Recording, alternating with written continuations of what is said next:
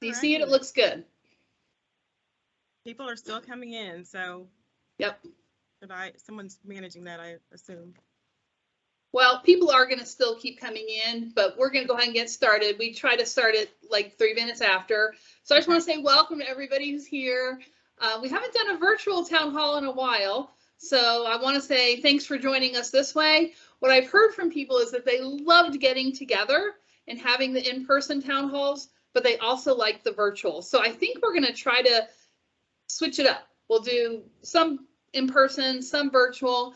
And so it was just time to go back to this a little bit.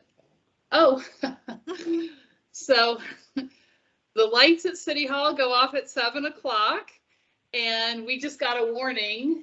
Luis, do you know where the override is? Yeah, it's in across the hall. Yes. Okay. So we'll need to do that because it's going to turn off again in 15 minutes, and Okay. It won't come back on when you do that. So, hi, I'm Kara Mendelson. I'm your city council member. This is Luis Delgado. We're coming to you live from Luis's desk because I left my computer at home.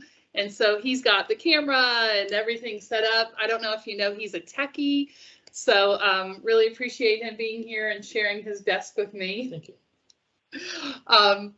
So this is how the virtual town halls work. If you haven't been before, it's for 1 hour. So 8 o'clock, we're done. Basically, I say hello. We've got a special guest. In this case, it's Lynetta Kidd. She's our interim director of code compliance.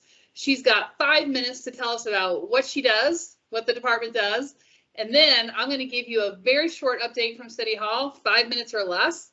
And then it's all you. It's your questions, whatever you want to talk about. You can ask questions directly to Lynetta Kidd. You can ask questions to me.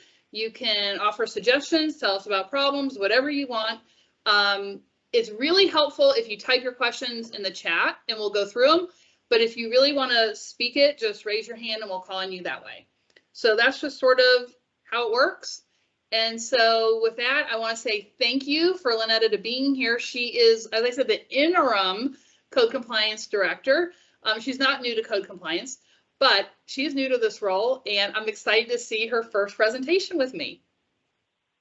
Okay, so here we go. So I am Lynetta Kidd. I am the interim director of code compliance.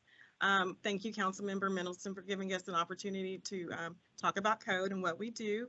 On the call, I do want to introduce my team. I have Chauncey Williams, who is the assistant director over the East District for Code. I've got Robert Rosales, who is the manager of the North Central District of Code. That includes all of D12. Debla Wong-Yell White is our neighborhood code officer representative, and Corey Blacksher is the division supervisor. And we have an area code officer, Cecilia Allen, also on the call. And then we have Chris Christian, who is our nuisance abatement assistant director. So I'm going to go ahead and skip. And so here's that. There's District 12. We have the whole map of the area, and then there's the contact numbers, and we will share these numbers with you at the end. So I know we're going kind of fast since I have 5 minutes. So on slide 3, our purpose. Okay, if you took 7, we're not going to cut you off. Okay, perfect. Okay, so our purpose is to safeguard and support a strong, healthy community, and we do this by enforcing Chapter 27. I'm sorry, not Chapter 27, but over 27 chapters of the Dallas City Code. We learn of code violations through several ways, including 311 calls, direct calls from citizens, our officers' proactive work, as well as through the council office. However, we would like for you to give us an opportunity to resolve the conflict or code concern prior to contacting the council office, please. The best way to report code concerns is through 311. That way you'll get a tracking number, service request number that you can go back through and track. Depending on the type of code concern, we are given a certain number of days to respond. This is known as our estimated response time, or ERT, and then a number of days to gain compliance, which is known as the service level agreement, or SLA. So this slide highlights stats from District 12. And as you can see, for the month of May, there were 360 total concerns, 112 of those which were proactive by code officers. We met our estimated response time on 96% of the concerns. 316 violations were found and 93 notices issued, resulting in 2 citations for the month of May. Comparatively, in June, there were 324 concerns, with 136 of those being proactive. We met our ERT, or estimated response time, on 98% of those concerns. There are 373 violations found, with 182 notices of violation issued, resulting in 11 citations. Overall, this number is an indicator of voluntary compliance by the residents of District 12. So I'll go to slide. So here on slide 4, it highlights the top 5 code violations reported for District 12 in May and June. High weeds, bulk trash, litter, obstruction, vegetation in the alley is consistent, and fencing and water conservation round out the top 5 for May and June respectively.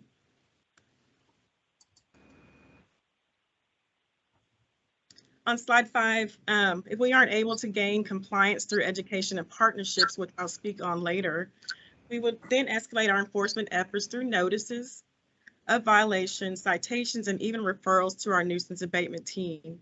Our nuisance abatement team can address graffiti, high weeds, litter, illegal dumping. They abate dumped tires, secure open and vacant structures, etc. This is the nuisance abatement team here on the right, with their contact information should you need it. If you have questions regarding illegal dumping, please contact our illegal dumping hotline at 214-671-CODE. If all else fails, we will refer to the city attorney's office for legal action. Let's see. So we know that not everyone has the ability, either physically or financially, to bring their properties into compliance. So we have a number of initiatives in place to partner with residents. Our nuisance abatement division offers the community hand tool program, where we will loan equipment such as lawn mowers, weed eaters, rakes, brooms, as well as litter pickers and trash bags to help community groups. Participants must be a nonprofit organization, neighborhood association, or other community group to be eligible. And you can call us at 670-8200 should you want more information on that, or you can contact me or anybody else on the call. So we'll be happy to get you to where you need to go. Additionally, we have community clean trash offs, which are designed to bring city services to you. The last one we had for District 12 was a little over a year ago. It was held at the Renner Frankford Library, and residents were able to dispose of their bulk trash items and tires. Electronics, sanitation provided their BOPA, the batteries, oil, paint, and antifreeze services, and we had shredding services on site. In December of 2021, we placed a few bins at the Renner Frankford Library as a pilot for D12 residents to assist with illegal dumping. Some of you may have noticed that it was popular and much needed service. We are having some challenges with it, which we are exploring alternatives with the council member on. We have serviced the bins about 18 times, removing over 156,000 pounds of trash and debris since December. And then slide 7, I think that's my last slide with information on it. Since it is so hot for the month of July, we are continuing our outreach efforts, but we're doing it inside.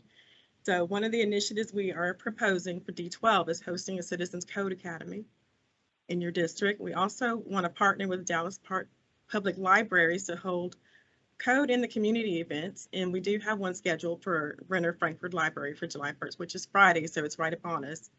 We will have our code team at the library to have an informational table, engage with patrons, and then take any service requests you may have. Lastly, we're proposing another full-scale trash off event, but to be determined. And that's all I have. So if you have any questions for me or my team, who are all here and eager to answer questions, please let us know. Okay, well, that was a great job. I'll tell you, we did not know about the July 1st event, but we will add it to the e-news that we'll have going out this week. So not a lot of notice for people, but you guys have breaking news. And I do think we have a date already set for the trash off, and Luis is looking it up right now. So that may not have filtered up to you yet, Lynetta. So I was just going to give you the short update from City Hall. Late this afternoon, we adopted the redistricting map, and District 12 is changing It was not decided today. Actually, the commissioners on the redistricting commission, they made a map that took away a portion of District 12 and added a portion of District 12. So I have the map here. I'm going to put it close to the camera. We tried this out earlier. So I'm going to hold it up like this. And what you're going to see is that the top of the map didn't change. So if you're in Denton County, it's all good. If you're in Collin County, it's all good. The part that got changed was all the Dallas County side. So if you're in Estates West, you would be in District 11 after this. If you're in Prestonwood East, you would be in District 11 after this, including Hillcrest Village. Prestonwood stays in District 12, and then we pick up the Bentry area. So we had too much population to begin with. And so what they did was they reduced our population, but they also swapped some of it. So I will tell you, I'm sad to lose anybody. I've loved every part of our district. But at least the Estates West is very connected to Spring Valley HOA. And so they'll stay together, and both of them do a lot with Highlands North. So I know that will continue. It is what it is. So basically District 11 and District 12, we both said, we're going to honor what the commissioners, the work they did. And what I can tell that they tried to do was they tried to keep neighborhoods together. At one point, they were breaking up along Campbell. They're going to break up Highlands North. They're going to break up Campbell Green. And so they did try to do that. There's a couple little places that are very funky. So we have at least two streets where one side of the street is in District 12 and one side's in District 11. So that's unfortunate, but it's based on the census tracts that the federal government does, and we had no choice on that. I hope you've seen in the e-newses the link to do the budget feedback. What this is a unscientific study. It's a survey that's helping the city manager and CFO put together our next budget. And what they want to know is what's important to you. Is it public safety? Is it a lower tax rate? Is it taking care of our streets? Is it the arts? All sorts of different things, environmental issues. And they ask you, what's the most important thing? They ask you, let me see if I can do this here. They ask you to rank things and what would you add money to and what would you take money away from? It's pretty short, but it is important if you want to feel like you have a voice. And I do think that they are going to give it some real consideration. This is one of the efforts that we've taken under the GPFM committee, is to try to get input before the budget is developed, instead of after it's already done and try to unbake it, right? So when you get a cake, it's very hard to take one of those extra eggs out when it's already baked, but maybe you could do it before you are putting all the ingredients together. So we had those town hall meetings in March and April, so that, again, you could give input. We had city staff there listening and taking notes. And I do think that it was a little bit surprising for staff and important for them to hear those things. Today, we had a really good presentation about panhandling in the GPFM meeting. I hope you've noticed in District 12 a pretty big reduction in the panhandling that we've had. I would attribute that to great cooperation between the city departments. We've got 9 different departments that are working together, and that doesn't always happen here. So I'm really proud of the work they're doing. They're only going to go out if you tell them there's a problem, though. So that's a 311 call for you. There's also our app. The app is really the easiest way to do it. In the App Store, it's called Our, O-U-R, Dallas. And you can report all sorts of things there, but this is a great one. You can report the panhandling. It then goes on a dashboard. You can check on the dashboard, see when they're coming out. It doesn't happen overnight, but there's been a huge reduction. Especially if you think about Frankfort and the Tollway, where you would regularly have 6 panhandlers on 4 corners. You know, sometimes there's one. I actually saw 2 yesterday, but I've gone by with 0 a lot. So I think they're making really good headway. This really only launched in November, so I think they're doing a good job on that. Public safety, tell you that our numbers are up for crimes in District 12. They're actually up nationwide for crime, but Dallas is really holding the line. With less officers, they're really addressing the violent crime first. Our biggest crimes, honestly, that we've had an increase in are murders. So this time last year, we had 1 murder. We've had 6. And also aggravated assaults. So that's also up. It's not up a lot, but any amount I think is disturbing. The one thing I'll tell you is that almost all of the crime that happens, especially violent crime, is happening at our apartments. It's not happening in our neighborhoods. Yeah. So in the apartments, it's very drug related. We've got a lot of resources working on that.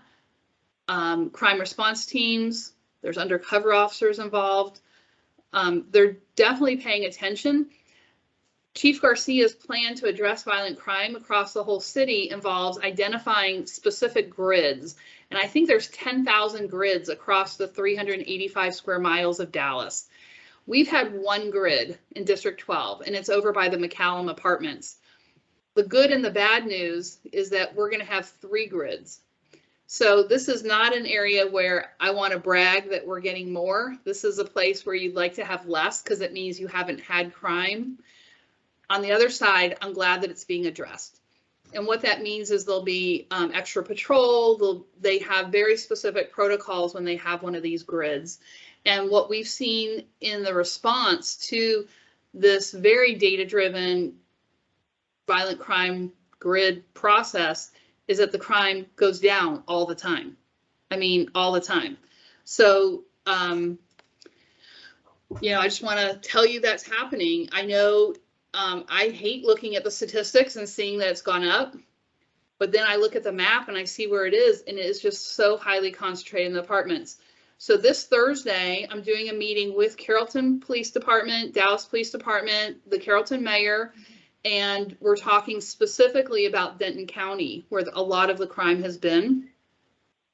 I'm also hosting with Chief Garcia, and I've just asked District 11 and District 13 council members are going to join in, so we'll do it for the whole North Central area. A meeting with the apartment managers and apartment owners, and it's a get real meeting. It's if you are not enforcing what's required of you by the city of Dallas, we're going to pursue community prosecution. So what that means is they would have to have a sign that says that they are a habitual criminal property. I think that would discourage people from renting there. But before we get there, we need them to make sure they're doing thorough background checks, not accepting phony documents about employment, that they're evicting people who are engaged in criminal behavior, and they're securing their property appropriately. Cameras, they need guards, gates, whatever they need. So the city attorney's office is involved. They'll be there. DPD will be there. And it's going to be get serious time. In the past, it's been up to DPD to refer those cases to criminal prosecution. I didn't realize that, to tell you the truth. But I've now said, no, we're not waiting for DPD to tell you. If they meet the definition, you go. Criminal prosecution, you need to get started. Because that's where we can get the kind of extra security measures that the residents deserve and the neighbors deserve. We don't need the criminal element in District 12. So those are the things that I had on my list to talk about. And now let's see what time it is.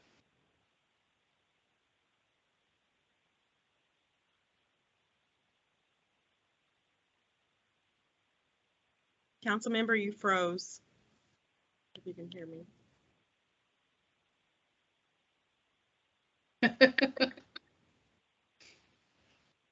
There you are.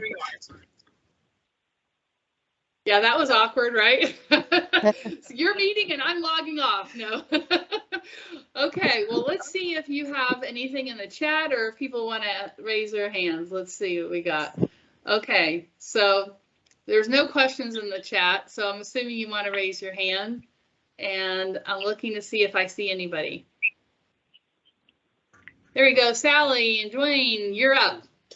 Okay, you said last year we had 1 murder and this year we had 6. Did you mean in our district? In District 12? Okay. Yes. Okay. And that's year to date. Year to date. Okay. So I think we ended up with, That's I'm a lot. going to say 4. Yeah. Uh-huh. But year to date, we were only at 1 this point. Yeah. That's a little scary. I agree. We had a murder just maybe 2 weeks ago. Somebody called, there was a man laying on the sidewalk at an apartment, and there had been a big shootout. When they got the other victim, who was in an apartment, which they had to break down the apartment, a second person was dead, a third person was shot, he lived, but tons of drugs all in the apartment. So imagine that's going on. This is frankly an apartment complex with a lot of families. So we got to make sure we're getting these people out. They don't belong here. And I had dinner with Chief Garcia last week, and he said, any chance, especially in District 12, and I understand why, where we can refer that case directly to Collin County or Denton County, they're going to get a stiffer sentence than they will in Dallas County, number 1. And number 2, any place he can bring in federal partners, he's doing that. And he's referring there because they'll get a much longer sentence. And, you know, they're just repetitively arresting the same people. They arrest somebody for something terrible, you know, shootings. We had a guy who was attacking someone with a machete. He's now sitting in jail. The crimes like this, they're getting out in a day. They're getting out in 3 days. This is not criminal justice reform to let a violent criminal out. So if you can't live in society, you need to definitely be away. So he's very aware, you know, he lives in our district, he understands what's happening, and I do think we're getting the resources we need, but we have some bad people that we need to get out. Okay, well, thank you. Another concern I have, I guess maybe Lynetta can possibly address it, but the litter, and I hear things about Renner Frankfort Library a lot. What about Timber Glen Library, and what about this side of town? Because we live just east of Midway, but then west of Midway and along Frankfort, that's just a vortex of litter over there. It's just awful. So I want to have I want to introduce you to your manager, your area manager, Robert Rosales. He can turn his camera on so you'll see he is new. We just hired him. He's been serving interim for the past, I don't know, couple of months. So Robert, if you can speak to the litter and that the. So I'm wondering if I can give you one little bit of background. So I don't know if you know this, but the reason we have those dumpsters at Renner Frankfort is we asked for a program to help us control the illegal dumping. And there was only one place we were going to get it in District 12. So Renner Frankfort is sort of the middle spot. And, you know, we're so happy to still have it. I do think it's helping. I am really amazed at 156,000 pounds of trash. That's amazing. And some of that was ours, you know, the kind of waste that you can't just dump anywhere, and we contribute. And I will say, since we've had it, the other thing that's happened is that sanitation has actually stayed on track with bulk trash pickup, right? Because what happens for us is if your area, especially, right, if the Denton County side puts out more bulk than they expect, then they are delayed for the rest of the district because that's where they start. And they can't ever make it up because they have to go so far to dump it. So that's just the history, but Robert, we'd love to hear from you. Well, good evening, everyone. Again, my name is Robert. I've been with the North Central District now coming up on my 2-month anniversary. If you can, Sally, if you can give me an address or a block number, we can have our neighborhood code rep, our inspector of the area is also on this call, and we can have those properties addressed. Well, I noticed today that Vale between Midway and now this gets over on the other side, and I'm not sure which counties or even which cities, whether it's Carrollton or that, it's confusing that way, but Vale between Midway and Trinity Mills is just a mess. I noticed the apartments picking up along their sides, but all in the middle, it's all, you know, just trash. And there are some limbs down there today, I noticed. But Yeah, that's actually the borderline with us and Addison and us in Carrollton. Okay. So we probably need to look at that. Okay, yeah, I don't know. And the Aldi parking lot and all up there, that is the trashiest thing. But it's, again, it's the south side of Frankfort, and I don't know whether that's Carrollton or Dallas. No, that's us.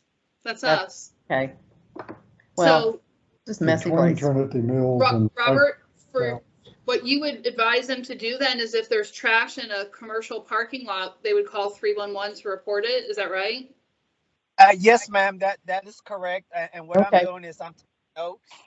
I do have Vale Street between Midway and Trinity Mills, and then the concern is at the Aldi parking lot. And with we have some great staff members that can do the necessary research. If it's a different county, we can notify those different counties. If it's what we consider right-of-way, public right-of-way, we'll create those appropriate SRs so we can have those departments respond to those as well. But we have a great staff that can do the necessary research to make sure that the accountable parties do what they're supposed to do. Okay. Well, I'm glad you're on the job. Sounds like you got it in hand there. So I'd love to read you a question, and I'm just going to rephrase it a little bit. We have an ongoing issue like this. When it's bulky trash day, people are unsure where they're supposed to put it. And they're unsure because the curb of the street and the sidewalk are connected, meaning there's not that little strip of grass in between where people can put it. So their choice is either to put it on the sidewalk or to put it further in on their own lawn. And people who want to walk are not happy that they can't have access to the sidewalk. And so my question to you, and we get this all the time, is where should people be putting their bulky trash? And are you really giving tickets to people if they keep their bulky trash out either too early or, I mean, or too late? Sometimes it's out there a long time. Well, one thing that we ask staff members to do is go out, get out the car, knock. We do give the citizens an opportunity to remove the items if they can. Now, obviously, it's going to be case by case.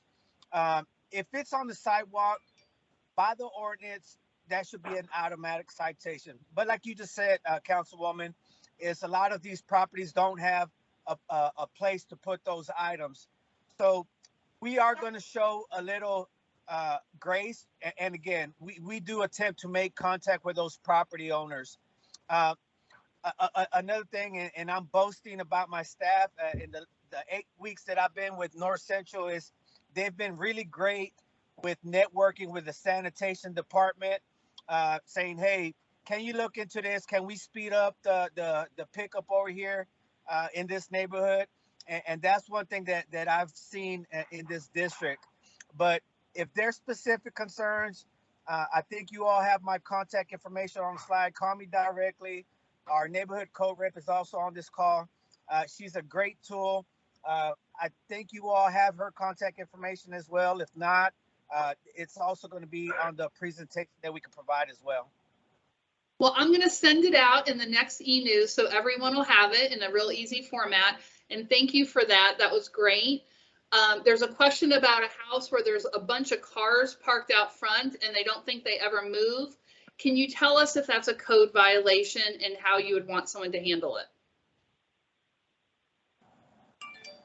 Again, we do encourage you all to use the 311 application or call 311, and we can investigate whether it meets the junk motor vehicle criteria. In order for those vehicles to be considered junk motor vehicles, they have to meet at least two. The vehicles are inoperable, and two is that the registration of the vehicle is expired. At that point, if it meets that criteria, we'll notify all the parties, meaning the property owner, the owner of the vehicle, the previous owner. We give them an opportunity for them to remove those vehicles. Now, if they're parked on grass, we can cite them immediately because that's what's considered a parking on unapproved surface. Now, if the vehicles are on the streets and they're not being moved, by the ordinance, they have to be moved every 24 hours. So again, we have a partnership with parking enforcement and with the DPD NPO, and they can go out there and tag those vehicles. So again, you're going to hear me say this quite often. If you give me those addresses, and I think that address is on the chat, we can investigate that to see what other code concerns it can possibly be under. Okay, Robert, here's a question for you that somebody who's not on the call emailed me. She wants to know, are 18-wheelers allowed to park in commercial property parking lots? So we get a lot of that at the corner of Hillcrest and Arapahoe, as well as Frankfort and the Tollway. And also, 18-wheelers have been parking on some of the side streets like Keller Springs, just south of Campbell, and off of Roehampton, just south of Frankfort by Preston. And I can send you these locations. But the question is, are 18-wheelers allowed to park on the street overnight? And then are they allowed to park overnight in commercial parking lots? All right, to answer the first part of the question, and again, it's going to depend. Are they sleeping in the vehicle? Are they just parking there and then going into their houses? That would be an issue if they're parked on the street that can be addressed by the Dallas Police Department. Hopefully that answers that question.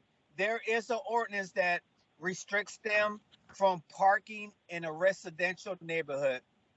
But again, are they idling? Are they there for a couple hours? It all varies from. I'm sorry, I'm at my son's practice, and kids keep coming up to me, and I keep telling them to leave me alone. But yeah, again, if you have those specific addresses, we can look into that. Now, regarding the second question about vehicles parked in a commercial, again, it's going to depend on their certificate of occupancy. If they're being stored there and the CO does not allow that, we can issue a notice of violation for illegal land use. Now, one thing that we all do as well is we talk to the property management and encourage them to have the tollway signs posted up. Any unauthorized vehicles that are being parked at the shopping centers can immediately be towed away as well. Does that answer the question? It does. So I'm going to ask you another one because nobody else has put one in the chat. And the question is this. There's a house. It's the house on Brushy Creek. I think you know which house I'm talking about. There have been code issues there for the 3 years that I've been in office. I've driven the city manager by. I've driven the former head of code by. Lynetta, we haven't been by yet, but I'm going to take you there. You've been by. I've done Facebook Live. I've done, FaceTiming with people to show them. I mean, it's pretty outrageous, and it's only gotten worse. So can you talk about how long it takes to resolve a code compliance issue for a residence? So I think you're talking about Brushfield. Brushfield, yes, sorry. So typically we try to resolve code issues within 90 days for neighborhood code. And then Once we can't get compliance after 90 days, we refer to what is known our intensive case resolution team, or if it's egregious, we will refer to the community prosecution team.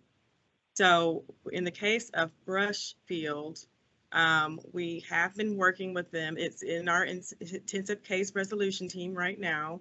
And the manager of that program, Andrew Rollo, is on here because we anticipated the question about this property.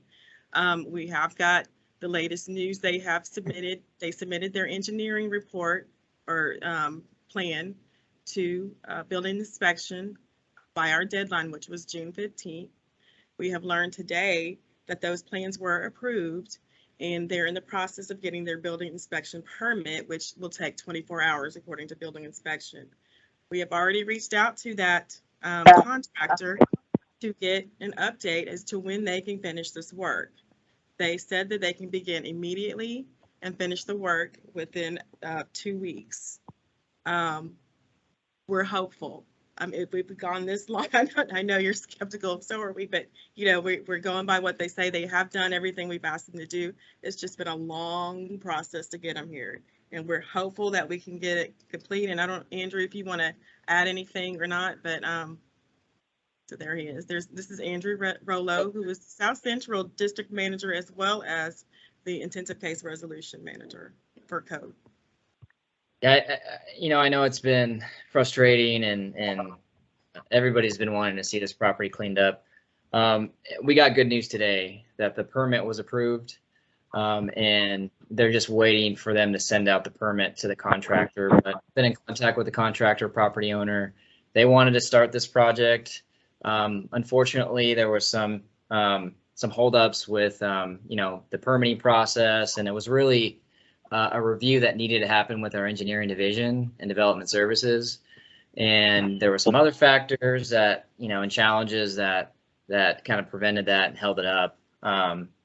But the engineering review was approved. The building permit was approved today. And so they want to start immediately. And they gave a 2-week time frame to repair the retaining wall. Once the retaining wall's fixed, repaired, and they're going to use all that dirt in the driveway to backfill the retaining wall. Once the retaining wall's repaired, then they will build the fence. And those are the issues that we're dealing with. Again, there was some holdup with the review process. There was back and forth. Our department did have to mediate a lot of discussion, but we're at a good place right now. We're at a good place. Okay. Well, I think we're all reasonable adults here, and we know that when a contractor says 2 weeks, we'll give them 4, right? Because that's what reality is. So there's a question from Louis Comro. Hi, Louis. In your previous examples of old cars parked that have not moved, if they're parked in a circular drive, is there anything that can be done?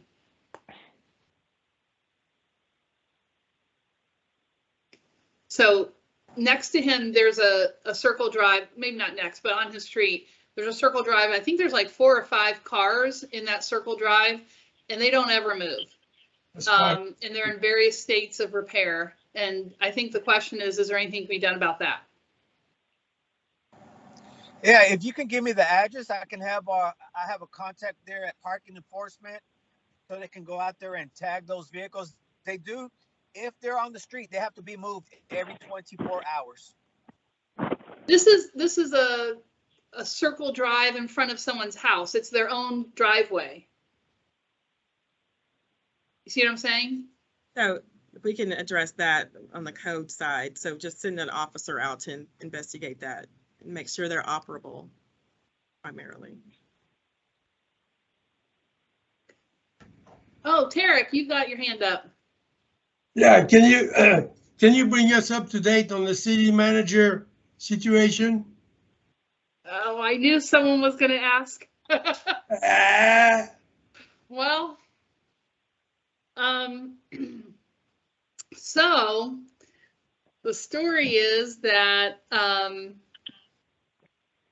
there were enough votes to end the contract for the city manager.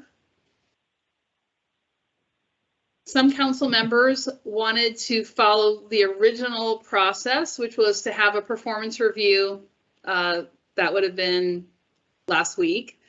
And I'll just say, I'm not sure why you have to have a performance review if you already have the votes to remove somebody. That is your performance review. But there was consideration of their feelings to do that process. And in the meanwhile, there were a number of people lobbied by folks within the city.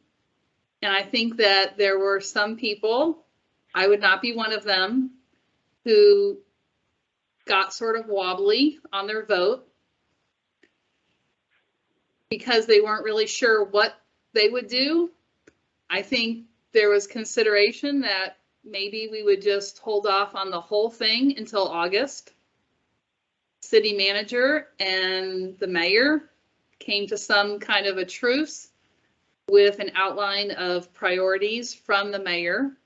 I will tell you that I have other concerns that were not addressed in any of those documents. And in August, we'll do a performance review. Thank you. It's highly political at this point. Thank you. It's been a tough 2 weeks around here. We've had this whole drama with the city manager. We've had redistricting.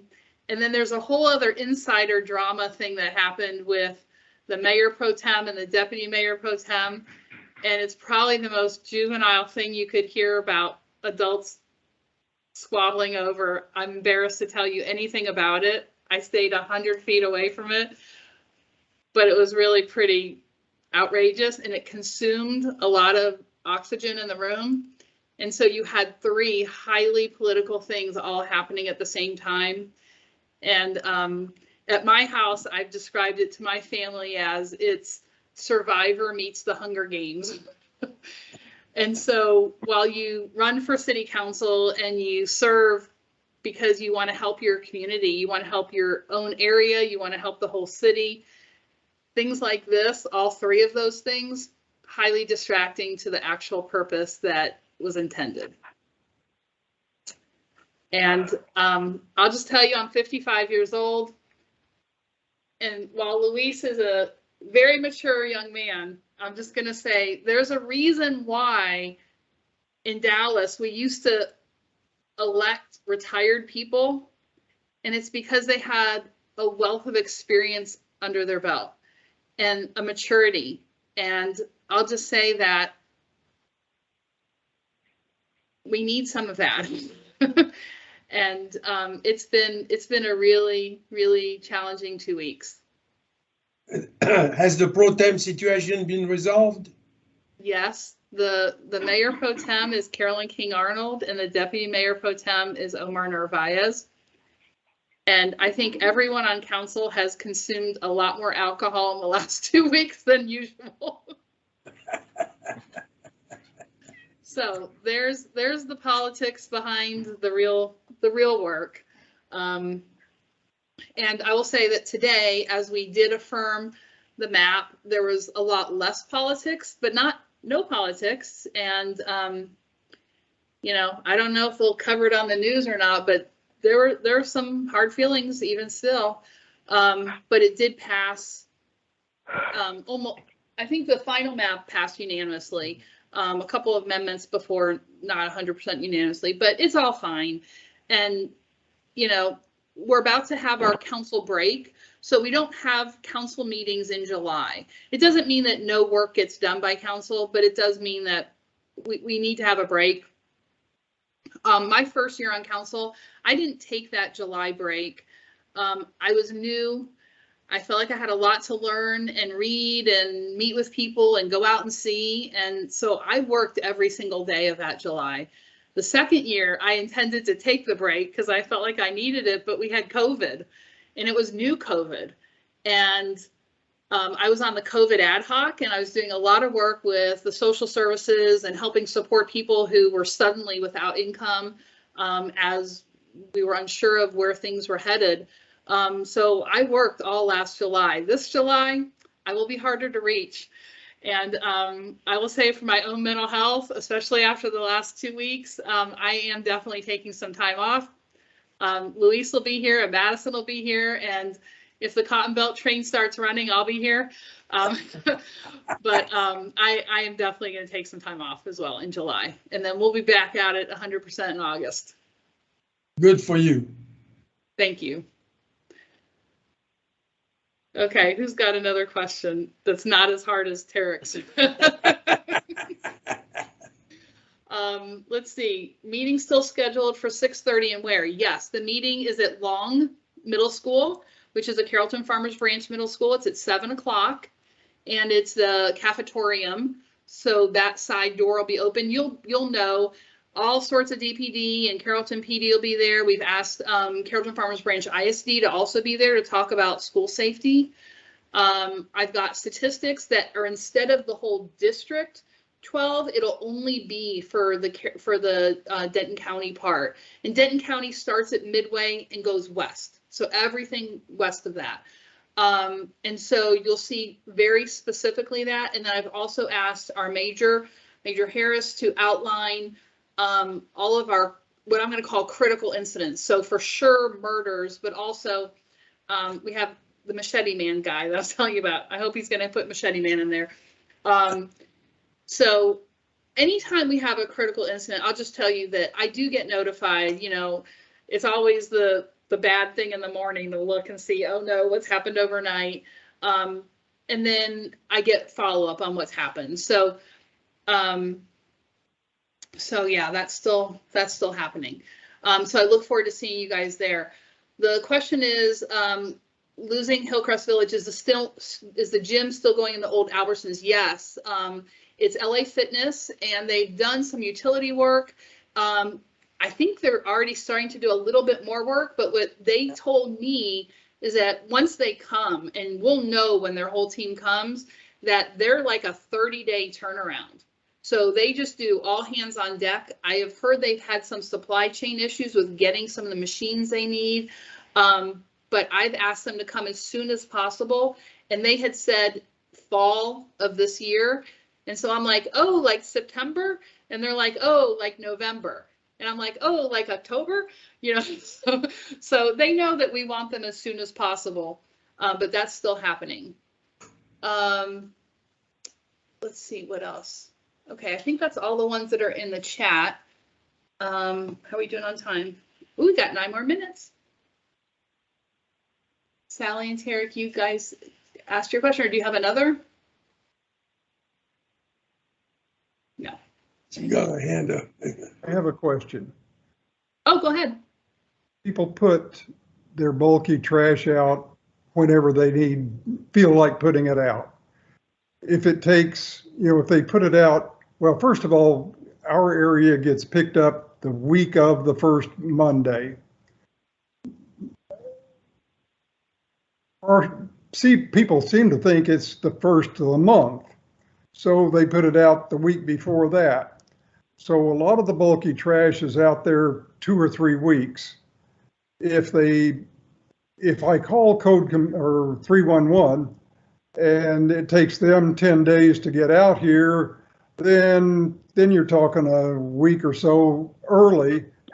I guess my question is, can we get someone out to educate these people when the bulky trash really needs to be out, but get them out here faster than a week or 10 days?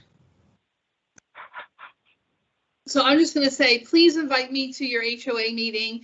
We need to get everybody on our apps. We have the Our Dallas app where you can report things like a sign being down or panhandling, but we also have the Dallas Sanitation app, and it's fantastic. So it texts you and says, hey, it's your bulky trash on Thursday. That's my day.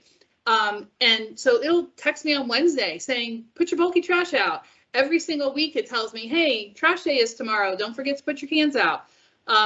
So if it's running late, it'll say we're running 2 days late. Or if they have to separate out recycling and trash, it'll say that. It'll say, hey, we're picking up trash, but recycling might be a day or 2 late. So I just highly encourage everybody to do that, because you're right. There's a lot of confusion about the first full week of the month, which is the right month, the right week, as opposed to the first day of the month, which is not the right day. And what I was hearing Robert say is that they're doing a lot of courtesy work, and you can see that there's a low number of tickets. And trust me, nobody wants a ticket from code compliance. And so if they're knocking on the door and they're saying, hey, your sprinkler's running off, oh, I didn't know I had a broken head, or oh, I didn't realize that it was the first Monday of the month as opposed to the first of the month, I think that's nice. I appreciate them helping educate in that way. Now, if they keep doing it, that's a problem. So I think you and I probably know in our neighborhood, there are some people that push the limits and some that will follow the rules. I think that's just nature, right? But Lynetta, maybe you can talk about if somebody calls 311 on, let's say, Monday, when can they expect that somebody will come out from code compliance? So we typically have depending on the violation, we have a 1 to 3 day response time. Someone correct me, please, for bulky trash when we get a request for bulk trash response. Robert, do you know what the time limit is or the response time is? Yes, ma'am. It's typically 3 days, but again, the little time that I've been here, we've been doing a great, we've had a great response time. If you notice from the slides, we had I think at one point we were close to 99%. So if you submit a service request today, we'll be out there tomorrow. That's awesome. I don't know that we can ask for a whole lot more than that. I will tell you there's a person who I don't see is on here. She's had a long time complaint about early morning noise from a commercial complex. I think it's their dumpster. We've had that previously at other locations. I will say at the other locations, the residents have sort of done a stakeout to figure out exactly what was happening. They don't seem to be quite as willing to do that in this particular case. What hours does code compliance work? And so I'm asking for the early morning kind of complaints, but also for the late night loud music noise of maybe a short-term rental or the music and noise that we're hearing at the car wash off of Frankfurt. So our typical hours are 7 a.m. to 6 p.m. We do have shifts, but for a case like that, we will come in early to monitor the noise. We have done stakeouts, I guess, for lack of a better term, to listen and record the noise, and then also address the property or the business owner, have meetings with them, telling them how, educating them on the rules as well. So for any early morning or a late night event, we will schedule our staff around that. We're pretty much moving towards 24 hours at some point, but because there's so much going on, but we do have a weekend contingent, Thursday, Friday, Saturday, sometimes Sunday, that we do go out and do noise monitoring, and it's from 8 p.m. to 1 or 2 o'clock in the morning. So if you guys have a situation where it requires some after hours work, please share it with us and we will coordinate and get that issue addressed. What I do want to let you know is that our neighborhood code rep, Sebla White, she is available to attend your homeowners association meetings or crime watch meetings or what other meetings you have to present information, the stats that we have. She can also educate on the proper placement of bulk trash or any other issues that you have. Please invite us to the meeting. I did put her number in the chat, and we'll also forward the presentation to the council member to share it with you all. Well, I think y'all have done a great job, and I'll just tell you that I hope you see from the questions that you're getting that District 12 wants to know what the rules are, and then we want to be able to enforce the rules. So I love the idea of you coming out on Friday to Renner Frankfurt Library. Thank you for that. I don't think we have the hours down. Do you know what hours you'll be there? We don't know. I think that's why it wasn't publicized. I think they're still trying to work it out with the library, but I'm imagining it's going to be sometime during the middle of the day where it's accessible to everybody. And also the Citizens Code Academy is going to be a great way for you all to learn the rules and be able to partner with us to help to make sure everybody's in compliance. And when is that Code Academy? The Code Academy is going to be scheduled in July, and I will make sure it's towards the end of July, so you all have enough time to notify. We want to make, you guys do not ask a lot from Code, so we want to, the things that we do have to offer, we want to have you, let you have first dibs on it, so. So we hopefully have good participation in that program. Great. Well, I will say that the car wash on Frankfurt, it's at Frankfurt and Pear Ridge. Yeah. Community prosecution has begged me to ask you to please go give them tickets when we get the calls, because we're getting the calls, but we don't have the 3 citations to put them under community prosecution. But for noise? Okay. Late night parties. Yeah, I can imagine some. Okay, Wow. I'm very familiar with that car wash. Okay. Okay. Frankfurt and Pear Ridge? Hi, Tara. I'm sorry, what was your question? No. Well, y'all, we are right on time. We got 1 minute to go. I just want to say thank you so much. Glad to see you. I hope you have a great July. If you need anything, there'll be somebody in the office, somebody answering calls, checking emails. I will be checking emails, but just not every single day. Maybe every other day. And I might send your email to somebody else to answer. But I'll still be thinking of you, and maybe I'll still see you. But maybe I'll also be far, far away. Hoping so. Anyhow, I hope you're safe. If you need anything, please call or email the office, and we'll do anything we can to help you. But I'm glad to see you virtually. And we've got lots of things planned for August. I mean, so much planned for August. Budget town hall meetings. There's just a lot already on the calendar. So watch for that. We're also going to have Janie Schultz and I, District 11. What we've done is we've taken the map and the places that I'm losing and she's gaining. We're going to have a party for those people. And I'm going to say goodbye, and she's going to say goodbye to hers. And then we're going to switch and say hello to the new people so that everybody feels comfortable that, like, I know who I'm going to call. I know who my person is. And, you know, everybody feels good about it. So some of that will be happening. I think we're going to hold it at Hillcrest Village while it's still, you know, kind of both of ours. Anyhow, I hope you have a great night. Thank you so much for being here. You're Thank welcome. you.